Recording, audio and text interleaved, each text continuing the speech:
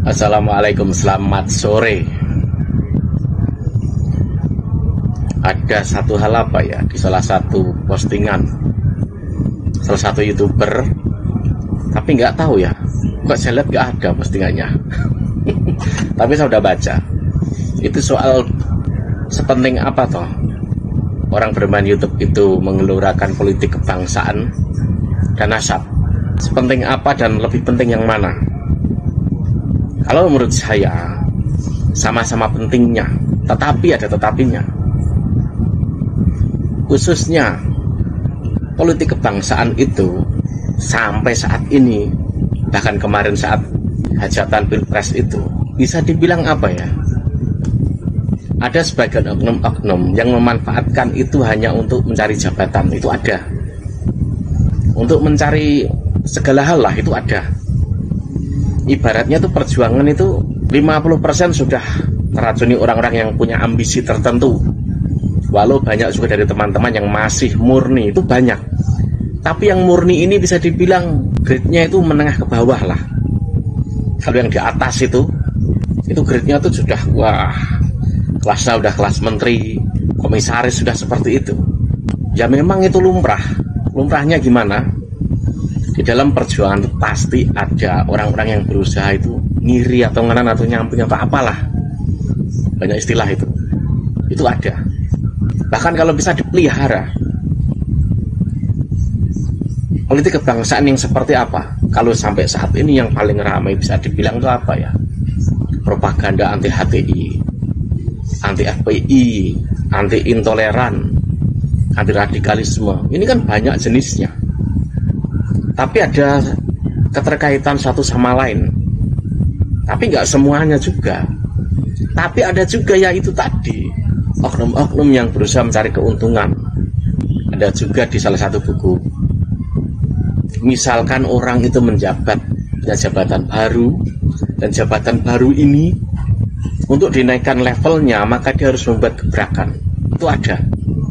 Dan ini juga bisa dibilang adalah sebagian juga yang dipraktekkan oleh mereka, itu ada. Tapi saya tetap husnudon. Nah, ini soal nasab. Ini bisa dibilang pintunya ini, pintu nasab ini pintu yang kalau misalkan main catur itu lebih mematikan sesungguhnya. Apa lebih mematikan? Kalian lihat sajalah demo-demo kemarin itu. Ada yang nebeng kan? HTI ada, orang-orang Wahabi ada, kan ada di situ. Lalu misalkan itu soal politik, yaitu hak mereka juga berbicara, misalkan, karena mereka juga punya hak berpolitik. Tetapi karena mereka membawa misi-misi tertentu, lalu mereka tuh nebeng. Nah ini dia, yang memberi jalan, yang memberi tempatnya, yang memberi jalurnya itu siapa? Bagian tuh ormas yang sudah koit kemarin-kemarin itu loh, yang sudah dibubarkan itu loh. Lalu oknum-oknum itu siapa? Ada juga sebagian itu Pak Alwi itu ada. Pak Alwi ini memikat orang itu kan menggunakan klaim-klaim atau dogma-dogma keturunan Nabi. Faktanya seperti itu ada. Lalu ada juga Pak Alwi yang bisa dibilang soft, itu ada. Tapi untuk demo-demo kemarin kan jelas. Mereka tuh ada di sana bersama nebeng, apa lupa? Kasus bendera HTI dibakar Banser itu. Ada kan? Dari mereka itu yang wah teriak-teriak mengusut Banser itu ada kan? Ya ada. Dia nggak tahu gitu loh, bahwa yang dibakar itu bendera HTI. Yang pelakunya saja itu aktivis HTI, kok yang itu loh, yang mengibarkan bendera itu. Padahal peringatannya udah jelas, tidak boleh membawa bendera selain merah putih saat itu. Kalau dia tuh mengibarkan berarti kan punya misi propaganda. Ya menarik ini, euforia, menarik semangat dari mereka. Iya kan? Tetapi aksi demo-demo mereka itu kemarin itu kan berujung cuma apa? Pembubaran ormas. Tapi fahamnya tetap aja ada. Mahfud MD itu salah satu yang di garda terdepan itu Mahfud MD. Bahkan Mahfud MD menantang debat dari HTI kan. Ada kan soal khilafah. Siapa saja lah pokoknya yang meyakini soal khilafah. Gerakan-gerakan mereka yang diyakini itu ingin mendirikan negara Islam. Tetapi ada loh 1, 2, 3 YouTuber yang dia tuh justru menghujat Mahfud MD, padahal dia tuh ngaku pro NKRI. Sakit kalian itu, sakit gara-gara politik kalian. Saya kasihan lihat kalian loh, kalian itu aduh. Coba deh kalian lihat video-video lama kalian itu, sampai sekarang masih, terutama Ganjar, terutama Mahfud MD. Padahal jasa kalian tuh nggak ada apa-apanya dengan Mahfud MD, apalagi soal menghadapi HTI dan lain sebagainya. Jelas-jelas beda. Tapi yang lucu, di masa Pilpres kemarin kalian masih sempat mendengungkan soal anti HTI, anti Wahabi, sambil menjelekkan Mahfud MD. Kan aneh. Kalau soal nasab itu memang paling tidak apa ya, tetap harus jalan, harus tetap jalan. Karena apa? Contohnya kemarin saat demo-demo itu akhirnya ada yang dibubarkan. Setelah itu Pilpres 2024 dikhawatirkan mereka bangkit lagi, ya kan? Lalu disebarkanlah propaganda ini yang dikhawatirkan begini, apalagi nyangkut Pak Mahdi, nyangkut Sang Mujadid dan lain sebagainya, kan banyak gitu. Dan di kalangan mereka Mujadid itu diartikan itu apa? Perjuangan untuk mendirikan negara Islam, kan seperti itu. Tetapi 2024 tidak terbukti. Lupa, sebelum masa Pilpres muncul tesis nasab, ya kan? Nah, ini mendobrak mereka. Karena apa? Mereka itu lewatnya itu pasti lewat jalur-jalur politik. Gerakan-gerakan yang mengatasnamakan agama itu kan suka nebeng dengan politik, atau bahkan dimanfaatkan politik, kan seperti itu. Tetapi sebenarnya tidak hanya soal nasab, karena memang ada taktik pecah belah, pecah bambu, kadrun dan cebong, sesungguhnya di situ. Tetapi paling tidak nasab ini jelas memperjelas banyak orang agar tahu, ini loh nasab Kanjeng Nabi seperti ini. Pembodohan soal nasab ini udah lama, lebih lama daripada soal HTI, lebih lama. Sampai orang itu mencium kaki, padahal lebih baik mencium kaki ibunya. belum lagi berlaku yang kalau ceramah ya itulah si bengal itu,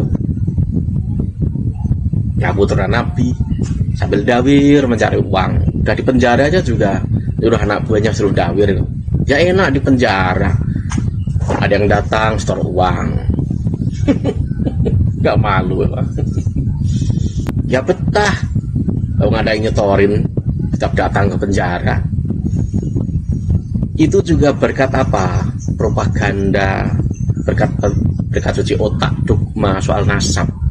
Nah, munculnya tesis nasab itu bukan karena politik, bukan. Kan mereka kan nuduhnya seperti itu. Wah, karena punya misi politik dan lain sebagainya. Kan nggak terbukti.